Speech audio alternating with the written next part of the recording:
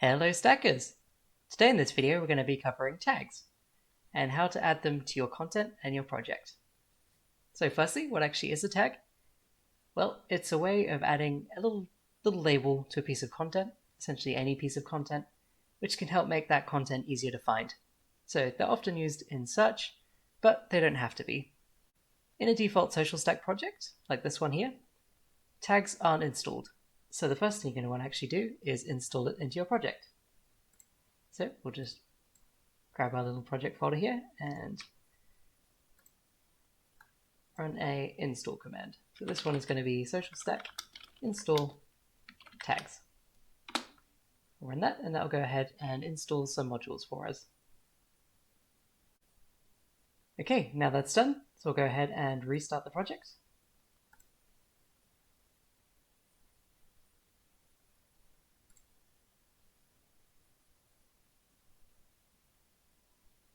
You'll see that it created the tag tables for us here. And now if I refresh the page, you'll see we now have tags here on the side. So I'll go ahead and just create a few in here. Interesting. Okay, so we've now got a list here of a few different random tags. The next thing is we're going to actually need to start adding these to some of our content.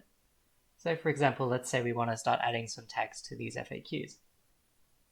So by default, they won't actually be taggable right now. So the first thing that we want to actually do there is go into our API here.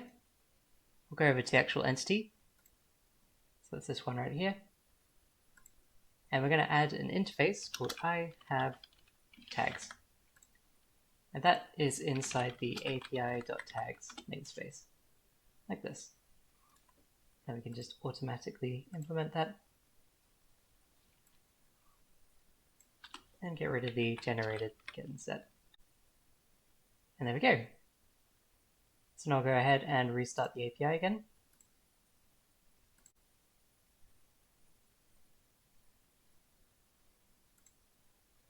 And now when I refresh this page, we now have tags.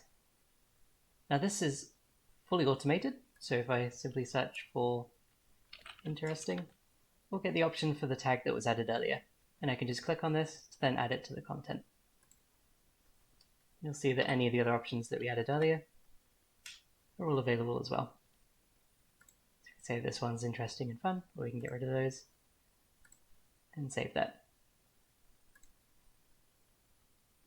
So the I have tags interface itself, this here, can be added to any piece of content.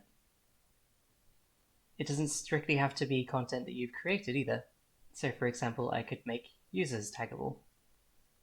So to do that, the first thing I'm going to want to do is actually to extend the user class. So I'll go and create a new folder. And we'll call this user. It doesn't have to be called user, but by doing that just keeps it nice and tidy. So in here, we just add a file, specifically a C# file, new class, the .cs.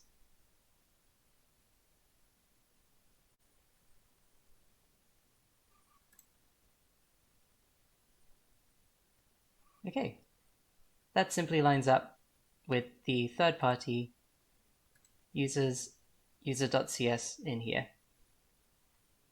So we can just go ahead and steal the namespace and user declaration up here. Just drop those in. This time we're going to just add the I have tags interface. So make sure we include it. And then also we'll automatically implement it, but just with the get and set left out.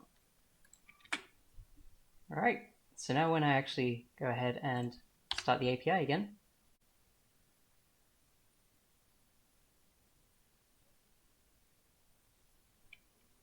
this time when I go over into the database, into the admin panel, and go into users, you'll see that we actually have tags on users as well. And these work in exactly the same way. So I can add, for example, interesting, fun, wild, or coronavirus, for example. Save and publish, and there we go. So up next is how do we actually use these tags. So right now we have some tags on some random FAQs, but they're not actually being used anywhere other than in this admin panel. So to start exploring tags on the front end, I'm going to use the FAQ list component that was made in a previous video. So if I open up here in Notepad, so the first thing to note is it has a console.log for the actual object. So each time it loops over the FAQs, we're going to get hold of the object here and it's going to log it for us. So if I just go to the home page, which is where this component is being used, and just refresh the page, you'll see these log entries. Now the thing to note about these objects is each one has the tags array. And this is simply the full object as it was defined in the admin panel. So we have the name here, the color, and so on. So how you actually use these is completely up to you, but by default, by installing that tags set of components, it comes with a tags renderer, which is called simply UI/tags.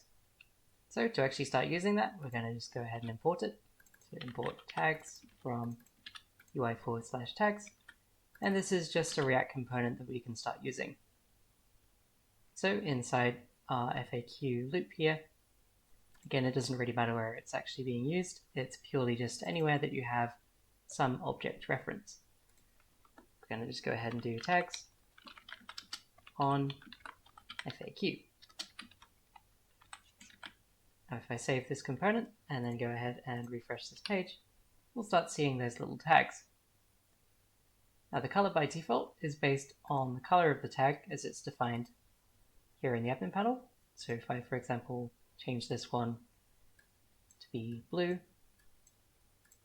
save that, and then refresh the page, it's going to change color. The actual style of these tags is completely up to you, and it's completely up to which element is actually rendering them. So this tags component just happens to loop over them for you and just makes it a little bit simpler. Next, if you'd like to actually filter your results based on the tags that they have, you can add a where filter for it. So we'll just get rid of these filters that are currently here. Where tags is any of these. Now this set is an array of the tag IDs. So for example, over in our admin panel, we have tag number 3 is wild. So we'll go ahead and use tag 3. So if I save that, refresh this page, we'll only see the results that are tagged with wild. If we add multiple tag IDs, for example 301, which is going to be the interesting tag based on our admin panel results here, if I refresh that, that'll act as either having interesting or wild. So we've seen how to install tags, add them to content, create them, display them, and also filter with them. And that is the basics of tags.